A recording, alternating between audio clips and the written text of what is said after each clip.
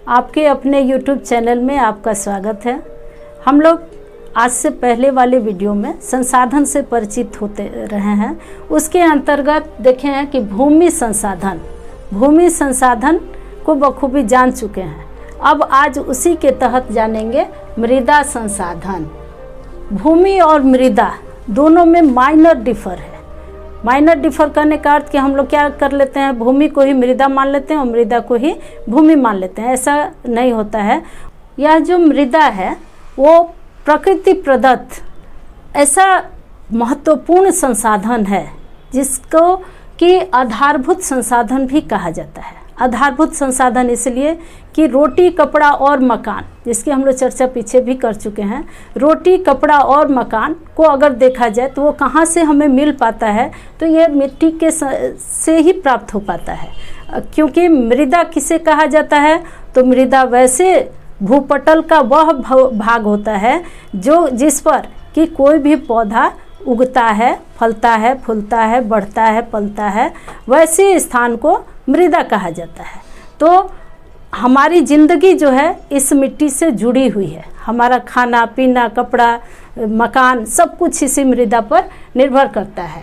तो यह मृदा जो होती है वो अगर इसको परिभाषा के रूप में देखा जाए तो परिभाषा में हम लिख सकते हैं कि मृदा भौतिक, रासायनिक, जैविक प्रतिक्रियाओं का एक परिणाम है जो कि भूपटल पर असंगठित तौर पर प्राप्त होती है, जिसमें कोई भी पेड़ पौधे आराम से लगाए जा सकते हैं।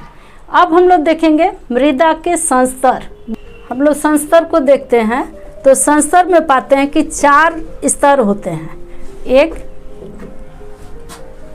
इसको घेर लें ताकि आप लोग को दिखाई दे सके बढ़िया से।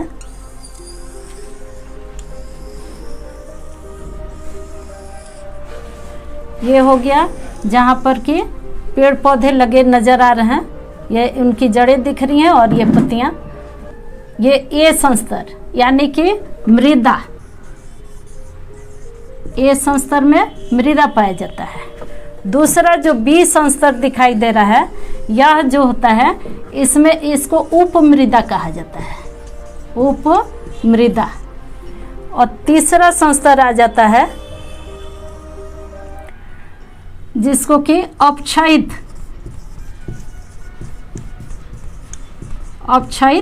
मृदा, और यह हो जाता है आधार शैल या मूल चट्टान, मूल या आधारी शैल।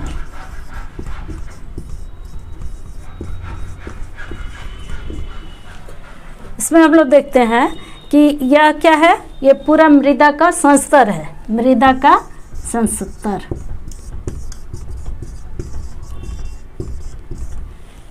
इसके निर्माण में हम लोग पाते हैं कि मुख्य जो होता है एकदम नीचे, यह किसी भी भूभाग का आधार होता है। शैल जो मूल चट्टान होते हैं वो वहाँ पर होते हैं, और उनमें नदियों द्वारा या अन्य प्रक्रियाओं द्वारा क्या होता है, अपक्षयन होता है, टूट फूट होता है। और ये वाली स्थिति जो होती है वो अपक्षयन की हो जाती है, चाहे वो गर्मी से, उष्मा से टूट फूट हो या जिस तरह से हो, यानी अपक्षयन हुआ, उसमें टूट फूट हुआ। और दूसरा इसके बाद वाला जो संस्तर आता है, यह जो होता है यह इस मृदा वाले एरिया से जो जल वो सोखता है उस जल को इस वाले एरिया में लाता है। तो वैसे में यह जो एरिया होता है वो पंख, जल और चट्टान तीनों का इसमें रूप पाया जाता है, जिसको हम लोग यहाँ से देख रहे हैं। तो ये दूसरा हो गया।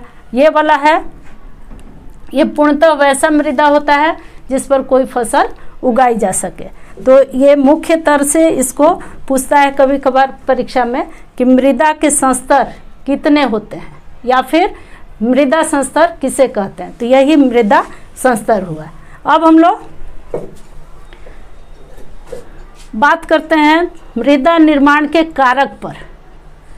मृदा निर्माण के कारक, मृदा निर्माण के कौन कौन से कारक हैं जिनसे कि मृदा बनती है, तो इसके मुख्य कारक हो जाते हैं उच्चावच या भू आकृति, यानी कि जहाँ भी जिस तरह की आकृति पाई जाती है ज़मीन की, उसी प्रकार से या ऊंचावच, तो मान लिया जाए कि ये ऐसा ऐसा एरिया है, तो ऊपर वाली मिट्टी क्या होगी, कट करके ये निचले वाले इलाके में ज़्यादा जमी हो जाएगी।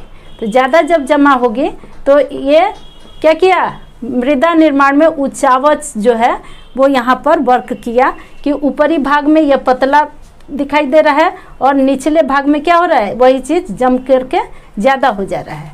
तो ऊंचावच भी मृदा निर्माण के कारकों में मुख्य है।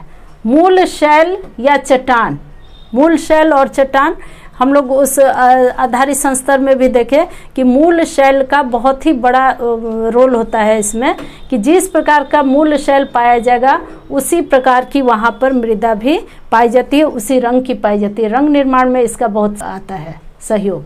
फिर है जलवायु।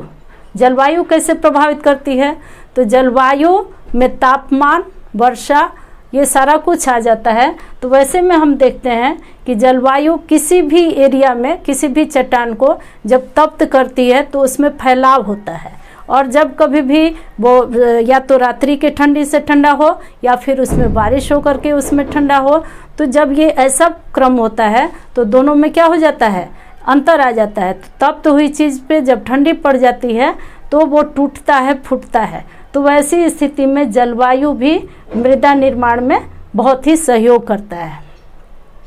नेक्स्ट आ जाता है वनस्पति और जैव पदार्थ। अब ये क्या काम करते हैं, तो वनस्पति और जैव पदार्थ जो हैं वो पेड़ पौधे जो हैं वो अपनी पत्तियों को क्या करते हैं, गिरा देते हैं। तो वो पत्तियां और प्लस जितने भी जीव हैं, जो कि मान लिया जाए कि बाढ़ आया और बाढ़ में बहुत सारे जीव जो बह जाते हैं, मर जाते हैं, दब जाते हैं, वैसे में वो जाकर के बाढ़ वाले एरिया में बिखर गए, और बिखरने के बाद जब वो पानी ख़त्म हुआ तो उस पर क्या हुआ, वही जैव पदार्थ वहाँ पर जमा हो गए। वैसी स्थिति में वनस्पति और जैव पदार्थ भी क्या करते हैं, मिट्टी निर्माण में ह्यूमस को प्रदान करते हैं। नेक्स्ट है खनिज कण। खनिज कण यानी कि जिस प्रकार का खनिज उस क्षेत्र में पाया जाएगा उस तरह का उसमें विशेषता लिए हुए वह मिट्टी होगा। अब यह कहता है कि किस प्रकार का पेड़ पौधा वहाँ पर लग पाएगा, खनिज कण की वजह से। समय जो है, समय का बहुत अधिक इसमें सहभागिता है मृदा निर्माण में। वो क्या, क्योंकि मृदा एक ऐसा संसाधन है जो कि बहुत लंबी अवधि के बाद 1 सेंटीमीटर अगर तैयार होता है मृदा, तो वो उसमें अत्यधिक समय लग जाता है, यानी सैकड़ों लाखों साल समय लगता है। तो समय का भी इसमें बहुत बड़ा योगदान है। तो मिला जुला करके हम लोग देखें कि मृदा निर्माण के कारक में ऊंचावच, मूलशैल, जलवायु, वनस्पति और जैव पदार्थ, खनिज कण और समय का बहुत बड़ा योगदान है। अब इसके बाद हम लोग जानेंगे मृदा के गुण। मृदा के गुण, मृदा के गुण 2 तरह के होते हैं, भौतिक गुण, रासायनिक गुण। भौतिक गुण में हो जाएगा रंग, गठन और संरचना। रंग में हम लोग देखते हैं कि रंग के तहत अगर हम लोग ध्यान दें तो रंग में क्या हो जाता है, कहीं पर काला, पीला, काली मिट्टी पाई जाती है, कहीं लाल पाई जाती है, कहीं ये पीली पाई जाती है, कहीं कैसी होती है, कहीं भूरी रहेगी, कहीं बादामी रहेगी करके, ऐसा हम लोग कलर देखते हैं। वो कलर जो होता है वो वहाँ के मूल शैल या चट्टान के आधार पर या फिर उसमें जलोढ़ की मात्रा कितनी है इस आधार पर भी ये कायम किया जाता है, माना जाता है। उसके बाद है गठन। रंग को हम लोग जान लिए, अब है गठन। गठन में हम लोग देखते हैं कि जो मृदा होती है उसमें अगर बालू का अंश ज़्यादा है तो वो कही जाएगी बालुई। क्या कही जाएगी? गठन में हम लोग देखें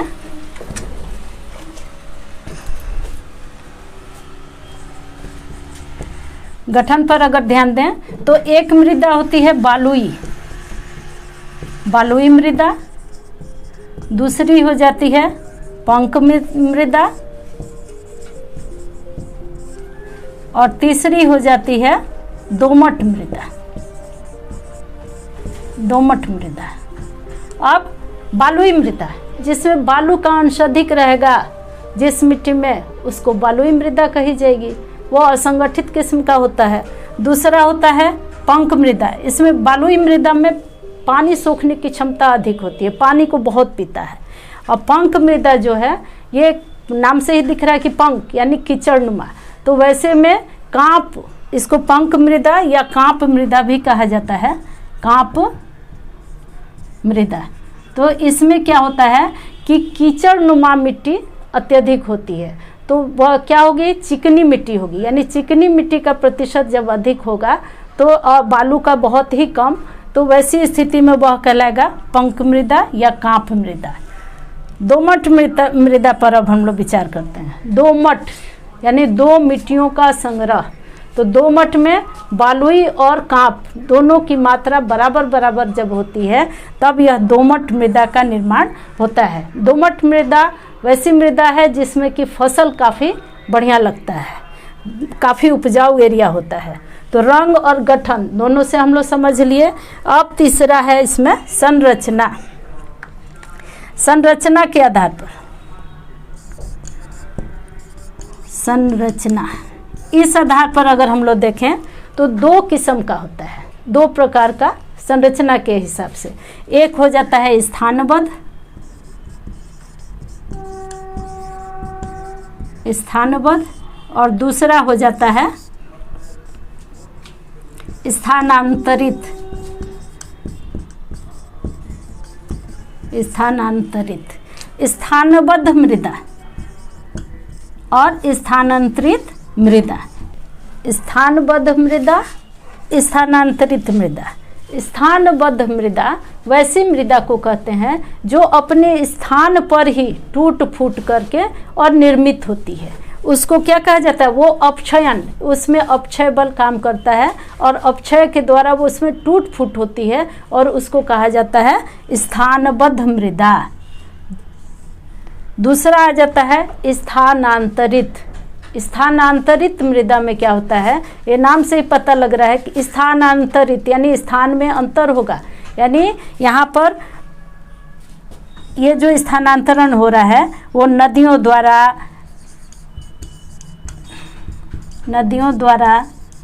और पवन द्वारा, हिमानी द्वारा,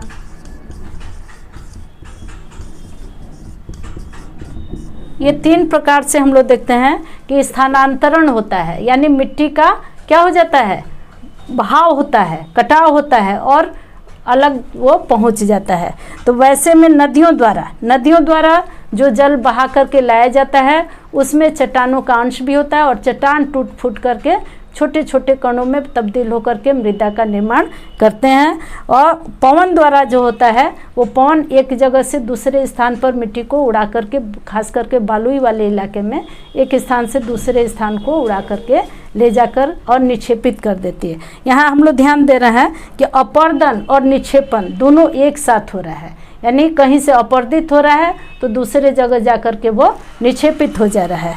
तो नदियों द्वारा हो या पवन द्वारा हो या फिर हिमानी द्वारा हो, ये तीनों ही द्वारा जितने भी अपर्दन कार्य होते हैं वो आगे चल करके निक्षेपित होकर के मृदा का रूप धारण कर लेते हैं।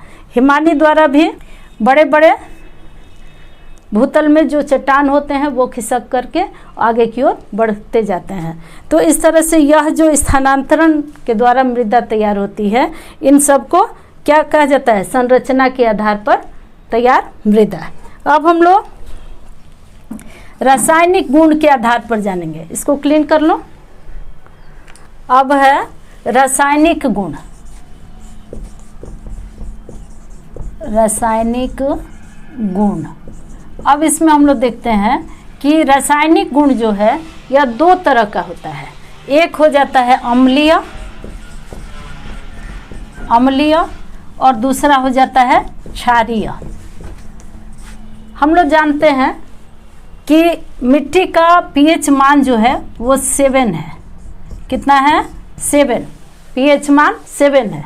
7 से अगर कम हुआ, इधर अगर कम हो गया तो ये अम्लीय कहेगा। अगर यह 7 से अधिक हो गया तो ये क्षारीय कहलाता है। तो ना कम अच्छा है और ना अधिक अच्छा है।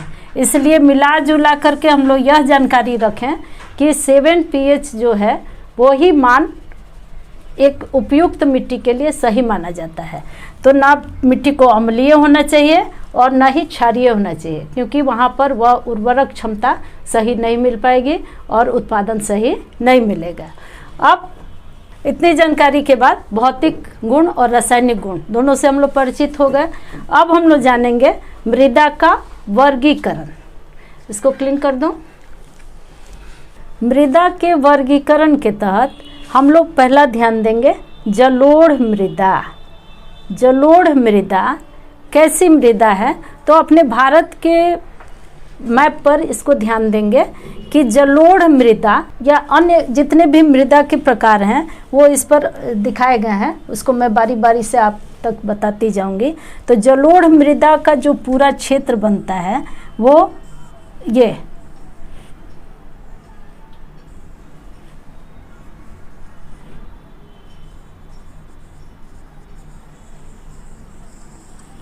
पूरा ग्रीनिश जितना भी है वो सारा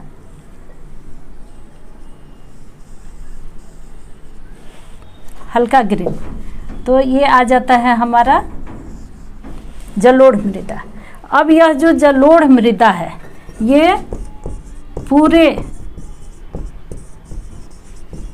भारतवर्ष के 40% हिस्सा में आच्छादित है। सोचने वाली बात है, अपने पूरे भारतवर्ष के 40% हिस्सा में जलोढ़ मृदा ही प्राप्त होती है। जलोढ़ मृदा जो है नाम से ही पता लग रहा है जिसमें जल की मात्रा अधिक होगी। तो जल की मात्रा अधिक है मीन यह नदियों द्वारा अपर्दन के द्वारा जो काट छाट करके मिट्टी लाया गया है उसी के निक्षेपण के स्वरूप ये प्राप्त होती हैं। तो हिमालय में जो 3 नदी तंत्र हैं, एक सिंधु नदी तंत्र का पूरा इलाका, और ये आ जाता है गंगा नदी तंत्र का इलाका, और यह हो जाता है हमारा ब्रह्मपुत्र का। तो यह तीनों तंत्रों के द्वारा निर्मित एक मैदान है जिसमें कि इसमें बहुलता किसकी होती है, फास्फोरस, पोटाश, चूना आदि तत्वों की काफ़ी बहुलता होती है, लेकिन कमी नाइट्रोजन की हो जाती है, जैविक तत्वों की हो जाती है। तो यह जो जलोढ़ भूमि है वो काफ़ी उपजाऊ क्षेत्र हो जाता है, काफ़ी उपजाऊ क्षेत्र। इसको 2 भागों में बांटा जाता है। एक हो जाता है आयु के आधार पे, आयु के आधार पे हम लोग इसको 2 भागों में बांटते हैं। एक आ जाता है नवीन जलोढ़,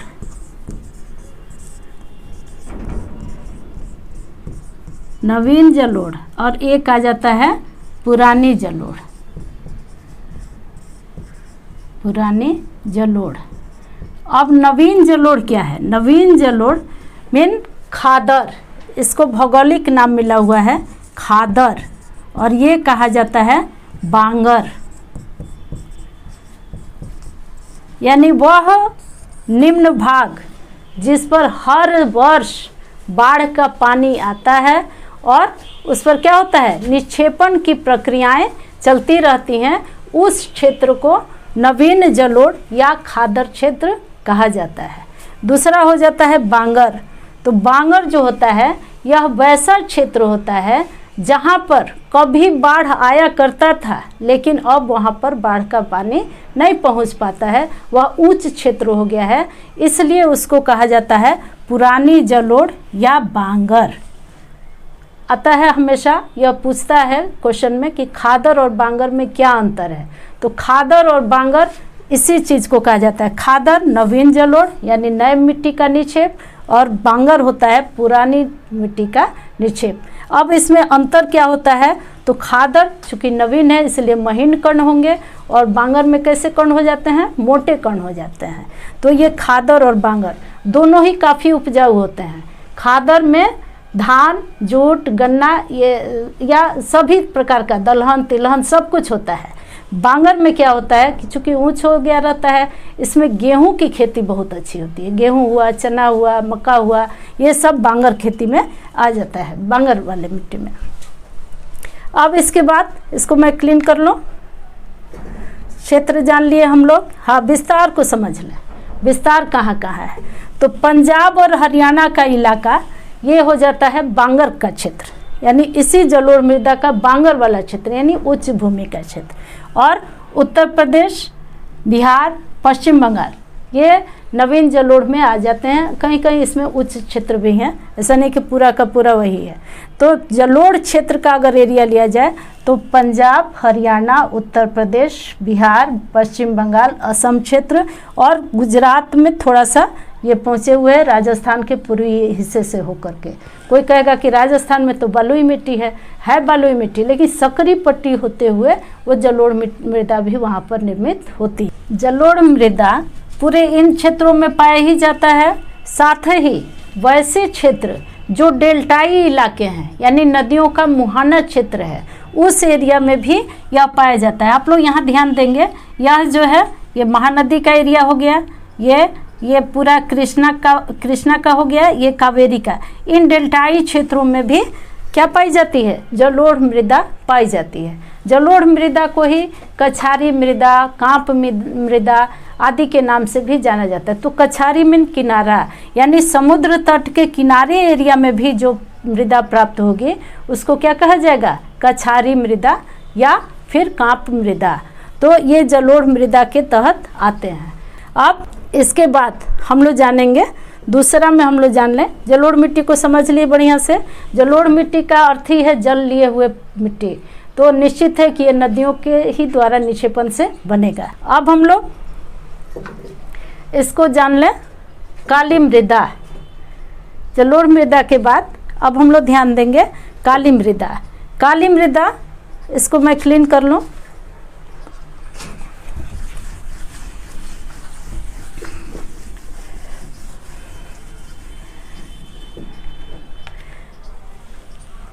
काली मृदा, काली मृदा बेसाल्ट चट्टान के अपक्षयन के स्वरूप निर्मित हुई है और ज्वालामुखी विस्फोट के बाद जो लावा निकला, उस लावा के से लावा निक्षेपण के दौरान इस मृदा का निर्माण हुआ है। तो काली मृदा जो है ये बेसाल्ट चट्टान, कभी कभार एक क्वेश्चन आ जाता है कि किस मृदा का निर्माण अपक्षयन के तहत हुआ है, तो उसमें आंसर होगा आपका काली मृदा। या काली मृदा का निर्माण किस विधि से हुआ है, तो अपक्षयन क्रिया से। तो यह काली मृदा का जो पूरा ये इलाका दिखाई दे रहा है, यह पूरा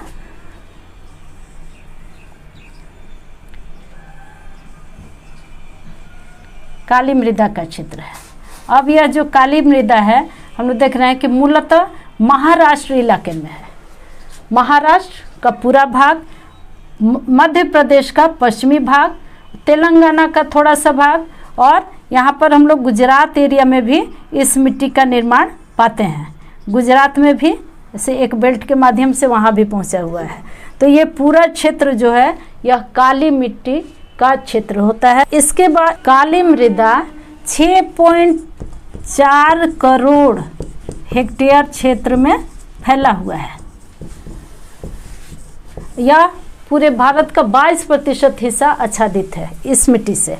ये जो मिट्टी है ये काली मिट्टी, इसको महाराष्ट्र इलाका में इसको रेगूर के नाम से जाना जाता है।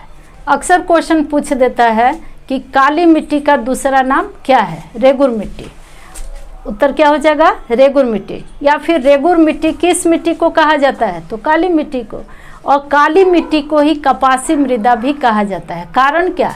क्योंकि यह काली मृदा ऐसी मृदा है जिसमें कपास की बहुतायत से खेती होती है।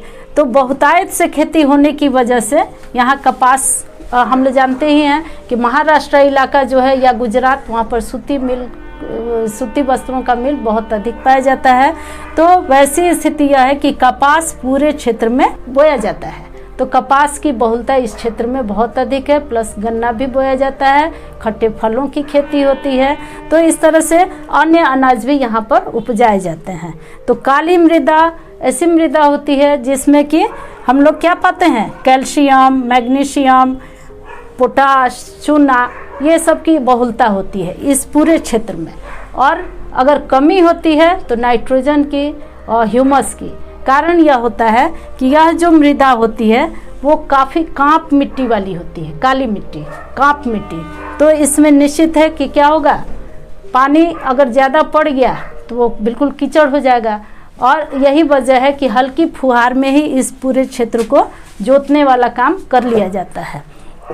जब सूखता है तो बहुत बड़े बड़े दरार पड़ जाते हैं और दरार के माध्यम से कुछ इसमें एयर जो है वो पहुंच जाता है। लेकिन फिर भी काली मृदा में फास्फोरस और नाइट्रोजन की कमी होती है। तो इस तरह से इसकी प्रतिपूर्ति करके हम लोग क्या कर सकते हैं, बहुत अच्छा उत्पादन वहाँ पर कर सकते हैं। और एक ध्यान देंगे कि बहुत अधिक बारिश ना हो जाए, हल्की फुहार में ही खेतों को जोत लिया जाए। तो इस तरह से हम लोग काली मृदा के बारे में भी जान लिए कि काली मृदा का निर्माण कैसे हुआ, यह कितने क्षेत्रों में फैला है, कितना, और कौन कौन से यहाँ पर उपज होते हैं और किस किस तत्वों की बहुलता है और किसकी कमी है। अब आगे हम लोग जानेंगे लाल एवं पीली मृदा, लाल एवं पीली मृदा। अब इसको क्लीन कर लो। ये 1 नंबर और ये 2 नंबर हम लोग जान चुके हैं। तीसरा हो जाता है लाल एवं पीली मृदा। इसमें ध्यान देंगे, यह जो पूरे थोड़े से लाल कलर में दिखाई दे रहा है, यह पूरा क्षेत्र अपने भारतवर्ष में 7.2, यहाँ लिख लूँ, लाल और पीली मृदा, लाल पीली मृदा।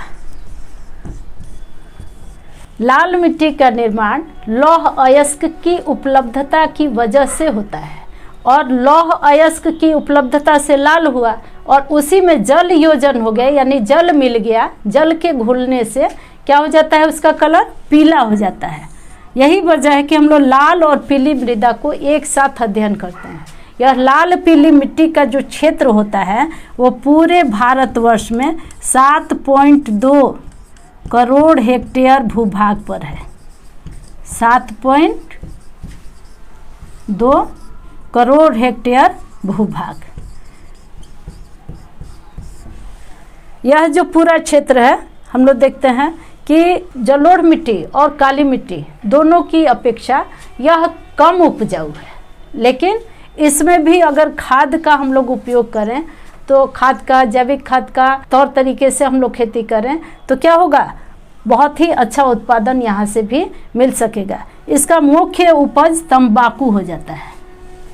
मुख्य उपज क्या हो जाता है, तंबाकू। तंबाकू के अतिरिक्त अन्य भी जो फसल है, चावल हो गया, गेहूं हो गया, चना हो गया, मटर हो गया, ये सब भी उपजाया जाता है। लेकिन बहुतायत से तंबाकू की खेती होती है। ये सब इलाका हम लोग देख रहे हैं कि छोटा नागपुर का पठार, उड़ीसा का पठार, ये आंध्रा का कुछ भाग, तमिलनाडु का भाग और महाराष्ट्र का पश्चिम यानी पश्चिमी घाट का पूर्वी इलाका वो, और यहाँ पर अरुणाचल प्रदेश से लेकर के पूरा पूर्वोत्तर राज्य में इसकी बहुलता प्राप्त होती है। तो लाल मिट्टी का आच्छादन पूरे इन क्षेत्रों में पाया जाता है और यह जो होता है लाल मिट्टी, ये फसलों के लिए बहुत उपयुक्त नहीं होती है। अब इसके बाद हम लोग देखेंगे लेटेराइट मिट्टी।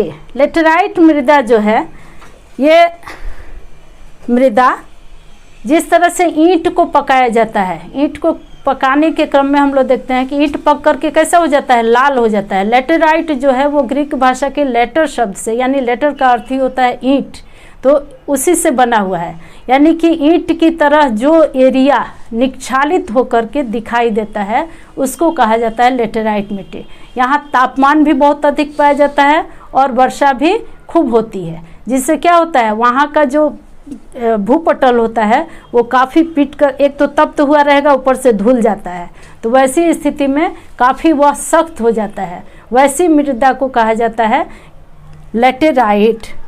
इसको मिटा लो।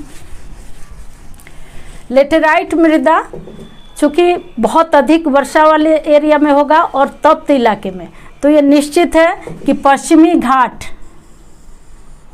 हमारे देश का पश्चिमी घाट, इसमें कर्नाटका और केरल भी आ जाता है, और यहाँ पर मेघालय के पठार के पास कुछ असम का इलाका और मेघालय का इलाका, इन क्षेत्रों में लेटेराइट का विकास हुआ है। इन क्षेत्रों में भी ये जो छोटा नागपुर का पूर्वी इलाका हुआ और इन क्षेत्रों में भी कहीं कहीं यह एरिया पाया जाता है लेटेराइट। तो हम लोग देखते हैं कि लेटेराइट में निक्षालन के द्वारा जिस मृदा का निर्माण हुआ है वह है लेटेराइट मिट्टी।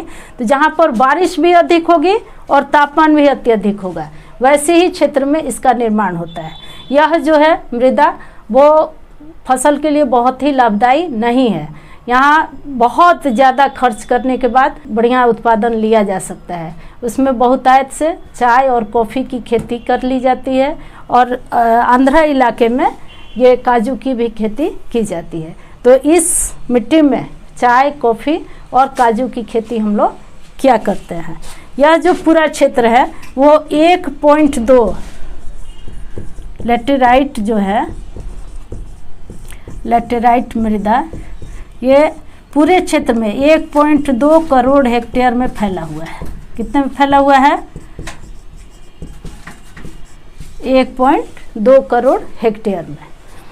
अब इतना जानने के बाद अब हम लोग जानेंगे मरुस्थलीय मृदा।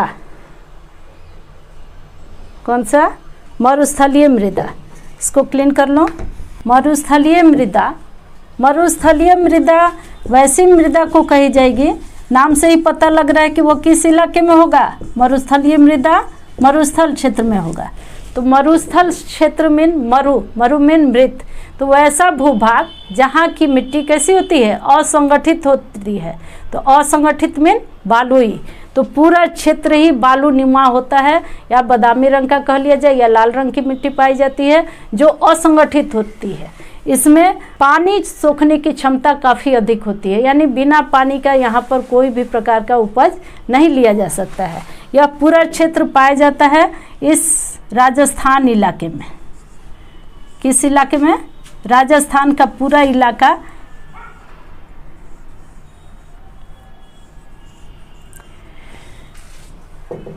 बालुई मिट्टी का एरिया है। इसे मरुस्थलीय मृदा भी कहा जाता है।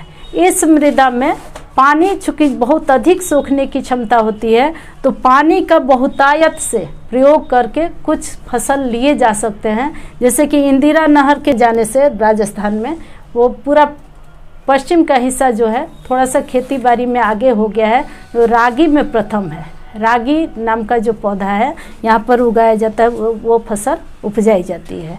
तो यह पूरा क्षेत्र राजस्थान और ये गुजरात के उत्तरी इलाके में भी थोड़ा सा इन किए हुए है, और उत्तर प्रदेश का पश्चिमी हिस्सा इसमें आ जाता है। तो ये पूरा का पूरा राजस्थान इलाका जो है वो क्या कहा जाता है? मरुस्थलीय मृदा के नाम से जाना जाता है। यहाँ पर बहुत उत्तम किस्म का फसल नहीं हो पाता है। नेक्स्ट हम लोग जानेंगे पर्वतीय या वन मृदा। पर्वतीय मृदा वैसी मृदा को कहा जाएगा जो कि कैसा होगा? पर्वतों पर पाया जाने वाला, यानी पहाड़ों पर प्राप्त होने वाली मृदा को पर्वतीय मृदा के नाम से जाना जाता है। तो पर्वतीय मृदा निश्चित है कि वो हमारे भारत के उत्तर में जो हिमालय पर्वत है अवस्थित, उस पर पाई जाएगी। तो यह पर्वतीय मृदा या वन क्षेत्र के नाम से जाना जाने वाला क्षेत्र कहा जाता है। और इस मृदा में जैविक अंशों की काफ़ी बहुलता पाई जाती है, यानी वन है चूँकि तो वो पत्तियाँ झाड़ेंगे तो उन पत्तियों का भी, और प्लस जितने भी जीव जंतु हैं उनका भी अगर विनाश हुआ किसी कारण से, भूस्खलन से या अन्य से, तो वो भी उसमें के दब करके क्या बनाते हैं? मृदा का निर्माण करते हैं। तो यह पूरा पर्वतीय वन जो है वो पर्वतों पर पाया जाने वाला वन हो गया। और यहाँ पर फलों की खेती अधिक होती है। यह जो चूँकि शीतोष्ण कटिबंध में पड़ जाता है, इसलिए यहाँ पर खेती जो होती है वो फलों की उत्तम किस्म की खेती होती है। जड़ी बूटी भी पाए जाते हैं, और इन क्षेत्रों में चावल और गेहूँ भी थोड़ा बहुत उपजाया जाता है, सब्जियाँ उगा ली जाती हैं, लेकिन बहुतायत से फलों के ही खेती किया जाता है। यह चूँकि पर्वतीय मृदा है तो ऊंचाई की ओर क्या होता है कि इस पर नवीन मृदा रह जाती है, और चूँकि ये धुलते रहती है, धुल करके इन एरिया में जमा हो जाएगी। तो जमा जहाँ पर हो रही है वहाँ पर ये क्या हो जा रही है? पुरानी बनती जा रही है। तो ऊपर की ओर नवीन पाई जाती है और नीचे की ओर यहीं पर पुरानी मृदा पाई जाती है। इसमें अम्लीयता का गुण नहीं पाया जाता है, कारण कि ये बहाव क्षेत्र में रहता है इसलिए। तो यह जो पूरा इलाका है, यहाँ पर फास्फोरस, पोटाश, चूना, इन सब का बहुलता नहीं पाया जाता है। जैविक खाद्य की बहुलता पाई जाती है, यानी कि वन के जितने भी पत्तियां झड़ करके या जीव जंतु हैं वो दब करके इस एरिया में पहुंच करके जमा हो जाते हैं, तो जैविक जो गुण होते हैं इसके वो इसमें पाए जाते हैं, यानी ह्यूमस की मात्रा अत्यधिक होती है। और यह पूरे क्षेत्र में यहाँ पर जो खेती होती है वो चाय, कॉफ़ी, हमारा जितना भी फल है वो ये यहाँ पर प्राप्त होता है। जड़ी बूटियाँ आ जाती हैं, तो इन सबों की खेती हिमालय क्षेत्र में होती है। तो हम लोग मिला जुला करके सारे जितने भी अपने भारतवर्ष में पाए जाने वाली मृदा है उसके बारे में जान चुके। तो ध्यान देंगे शुरू से कि हम लोग जाने क्या क्या। तो मिट्टी या मृदा किसे कहा जाता है, मृदा के संस्तर, मृदा निर्माण के कारक, उसको बनने में कौन कौन से कारक सहायक हैं, और मृदा के कौन से गुण होते हैं, और साथ ही अपने भारतवर्ष में जो मृदा का वर्गीकरण है उसके बारे में हम लोग समझ चुके। मृदा को मात्र अध्ययन करने से बात नहीं बन जाएगी, मृदा के बारे में काफ़ी चिंतनीय दृष्टिकोण से हम लोगों को आगे जीवन जीना है। कारण यह है कि मृदा जो है वो सीमित संसाधन है। ये सीमित संसाधन होने की वजह से इस पर हमारा जो ध्यान होना चाहिए, दृष्टिकोण जो होना चाहिए वो सही पाक होना चाहिए कि इसका उपयोग हम करें तो कैसे करें ताकि आने वाले समय में भी यह प्राप्त होता रहे, लोगों को लाभ देता रहे। ऐसा ना हो कि इसकी सारी गुणवत्ता ही हम अपने मानवीय उपयोग में लेकर के इसकी गुणवत्ता को ही ख़त्म करते जाएं। तो इसकी गुणवत्ता को बनाए रखने के लिए हम सबको मिलजुल करके तत्पर रहना है, और आगे हम लोग इसके बारे में जानेंगे कि इसका निम्नीकरण हम मानवों के द्वारा कैसे हो रहा है और किस तरह से हम इसका संरक्षण कर सकते हैं, उसको अगले वीडियो में हम लोग जानेंगे। तब तक के लिए धन्यवाद। जय हिंद।